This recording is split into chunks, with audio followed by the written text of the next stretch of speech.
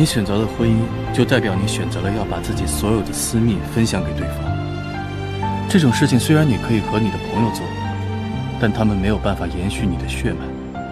你和你的另一半拥有共同财产，也就意味着你选择了什么样的婚姻，就代表你拥有什么样的未来。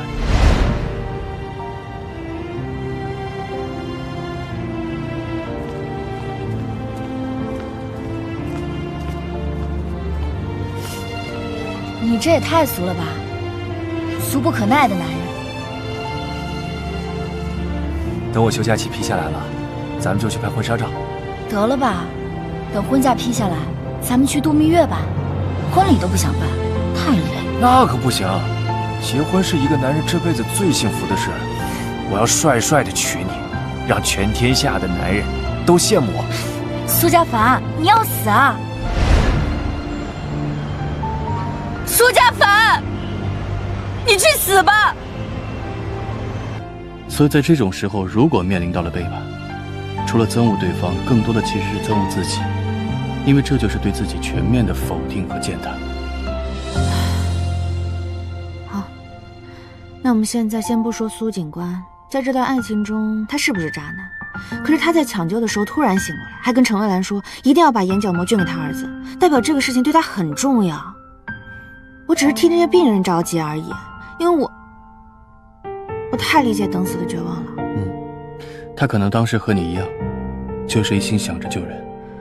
对，我也不能强人所难，我也不能道德绑架。你知道就好。那怎么样？要不要和我配合一下？什么？我帮你搞定家属签字，你帮我搞到苏警官的医疗报告。我真的很想知道车祸那天到底发生了什么，所以医疗报告上面会有具体细节。不行。不行。你如果没有我的话，你是搞不定家属签字的。那也不行。你不信是吧？不信就试试。大赌。赌就赌。文心，文老师，头发扎起来。没带。下次注意自己的仪容仪表啊。好。老师再见。文老师。怎么着？第三者都找我单位来了。我要是小三的话，肯定分家产吧。我现在着急上课，你有事儿吗？还是那个器官捐的。再见。哎，文主任，文主任。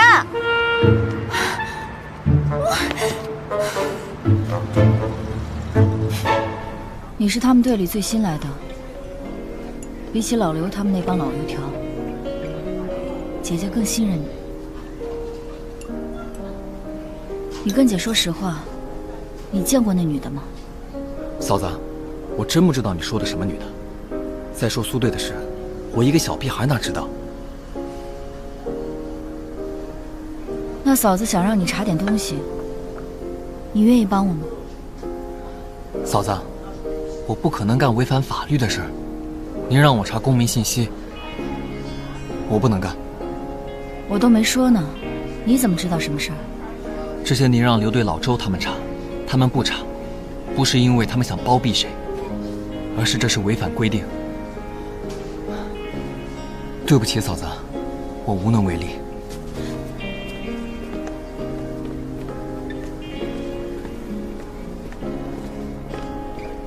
嗨，你已经招我烦了，你知道吗？但我还想再努力。您先生的器官起码能救4个人。接受移植的人知道他拿了一个渣男的器官吗？捐赠人跟被捐赠人之间信息是保密的。但我是不会让他得逞的。至于他的那个私生子，最好一辈子看不见。器官是需要配对的，就算是亲生父子，那也有不成的时候。你要是再废话，我可就说难听的了。哎，小姐姐，你听我说，完了再走啊！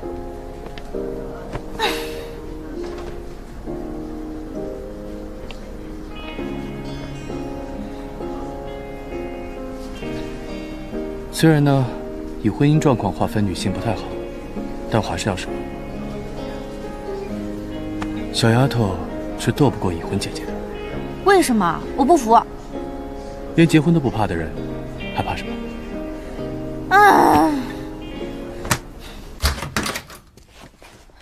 张主任，患者怎么样了？暂时脱离危险了，但是情况还不容乐观。你们去找家属吧。谢谢张主任。苏警官又抢救了。感觉人生都灰暗了。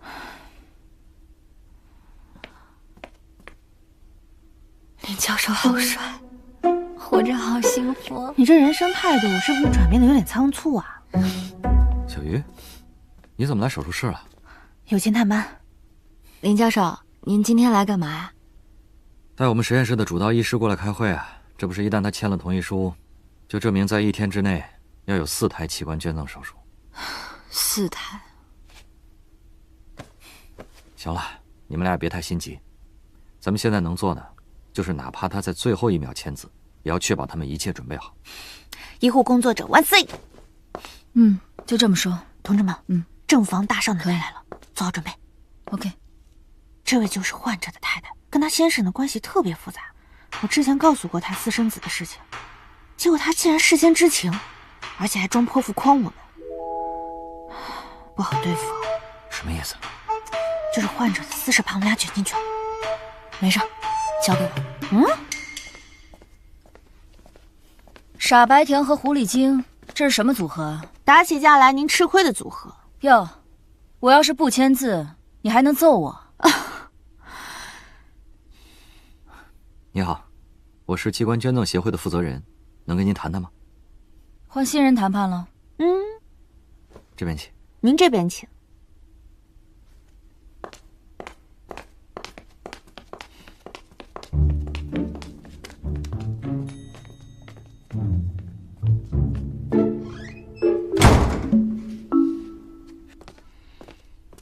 你们怎么来了？我们专程过来接你回家。真的假的？你们是来刺探军情的吧？不要低估我们的爱，我们是专程过来接你的。行，那咱们走吧。哎，等一下，说的是顺路，再等一会儿。最爱会消失的，对吗？你不是志愿者吗？你怎么不进去啊？我既不是医生，也不是什么志愿协调者，我没有资格在医院待着，更没有资格跟他们家属协商。那要这么说的话，之前去人家学校，那算是骚扰喽？你走，再谈我们感情就要破裂了。等一下。我不签，我就是不签。温小姐，我希望你能再考虑一下。这位医生，我最后说一次，你们要是再逼我，我就把他爸妈打发回去。下次再抢救的时候，我这个唯一在场的家属就拒绝签字。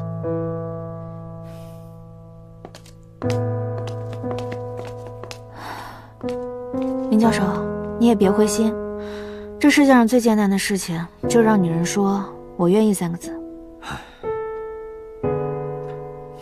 那我先去准备了。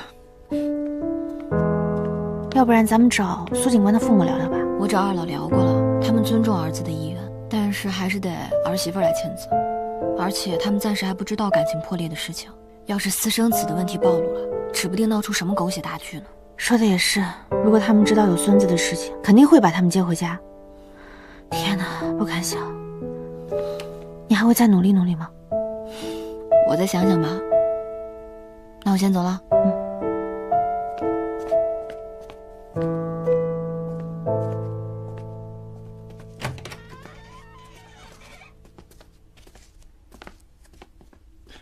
我现在带回去，你看看情况。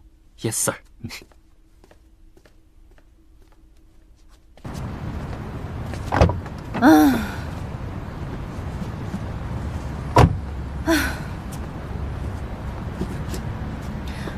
我觉得人类是世界上最有感情的动物，我不相信有人会这么绝情。有些人就是喜欢把情绪放在心里，看来你们已经走到死胡同了。唉，你是不知道，结了婚还发现外面有女人有多么的可怕。这个时候短命就是好事，不必经历一些无聊的悲欢离合。我宁愿用那些无聊的悲欢离合换我20年寿命。怎么样？你要和我交易吗？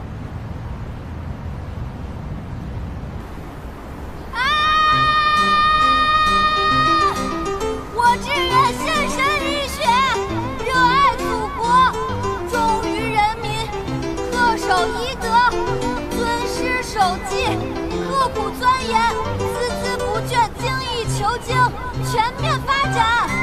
我决心竭尽全力，除人类之病痛，助健康之完美，维护医术的圣洁和荣誉，救死扶伤，不辞艰辛，执着追求，为祖国医药卫生事业的发展和人类身心健康奋斗终生。陈蔚蓝，你千万别往下跳啊！我跟你说，你别想不开，你医院欠你多少钱，我都给你补上。你千万别往下跳啊！你别过来，我要去死！你多危险啊！你往下跳！我要去死！你跟我一起去死！我不跟你跳，那么高，我跳下去，我要你整个医院都给我赔上。我逗你玩的。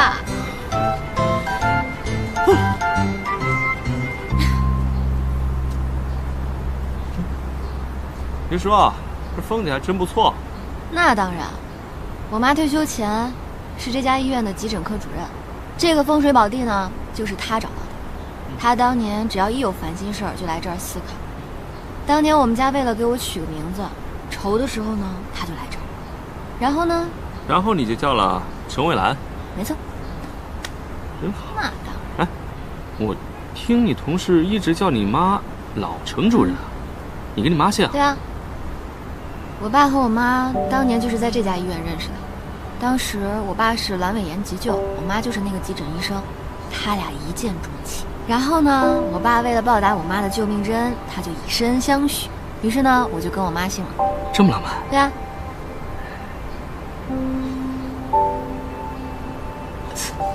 你怎么了？我肚子有点痛。我给你推下去，你信不信？挺聪明啊。师傅，您找我什么吩咐？小鱼儿跟程蔚蓝这2天正为苏警官这事儿烦心着呢，我也不好打扰他们。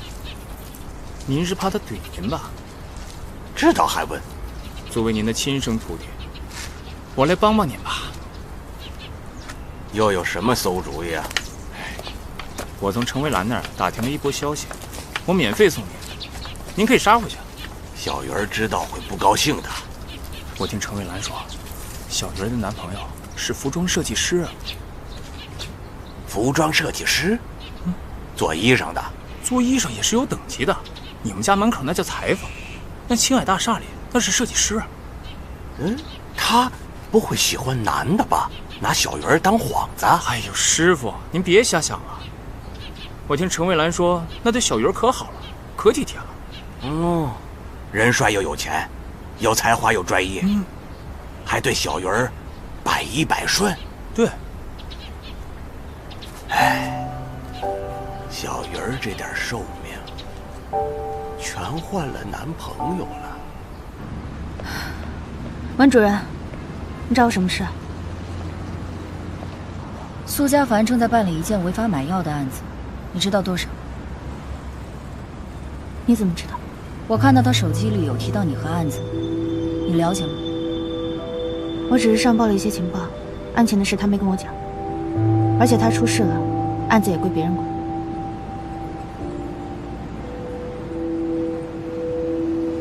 文主任，器官捐赠的事不行，我是不会同意捐赠的，他也不能捐。你死了这条心。文主任，你刚才说他不能捐，这才是你不签字的真正原因吧？不是不想，而是不能。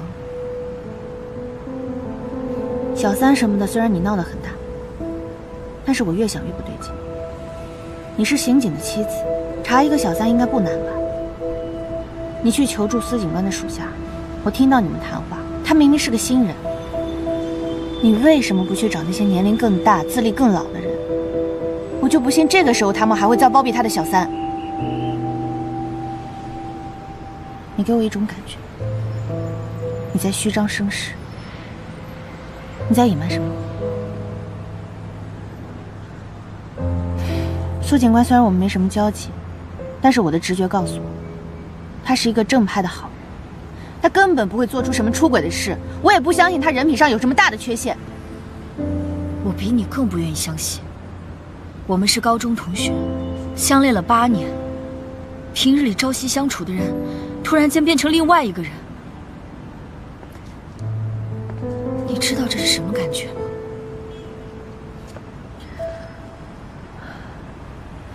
婚姻代表你要将全部私密分享给别人。当然，你们也可以选择不做朋友。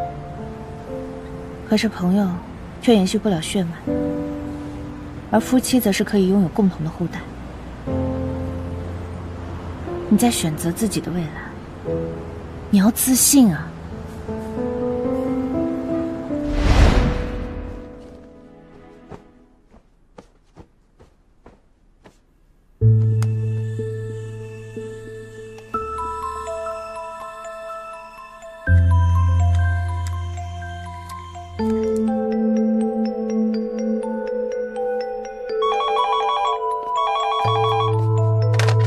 你好。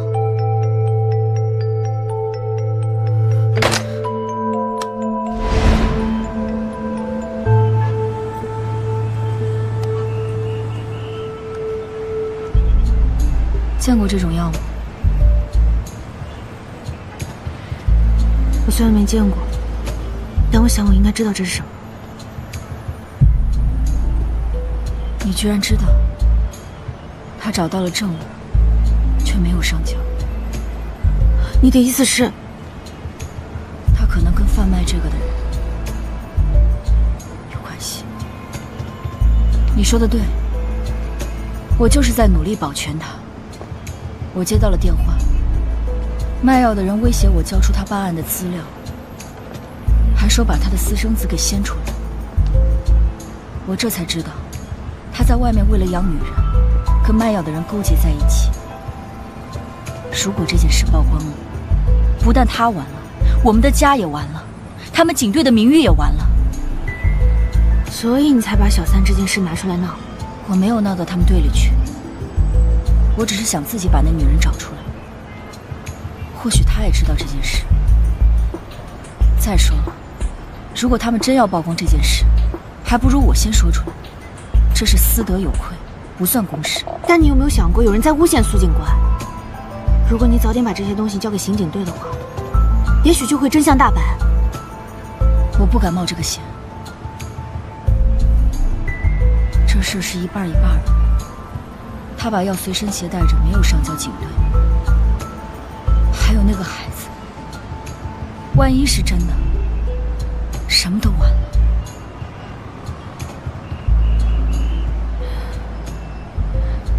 那器官捐赠的事你还有没有？如果他真的吃了这种药，他的器官就是有问题的，不能捐出去害人。但是你不能在没有协助的情况下自己查出来啊！那就让这个案子过去，他的同事会接手这个案子，他也会光荣牺牲，入土为安。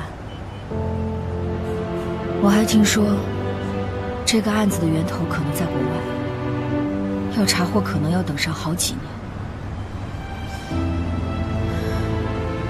如果真的到那个时候，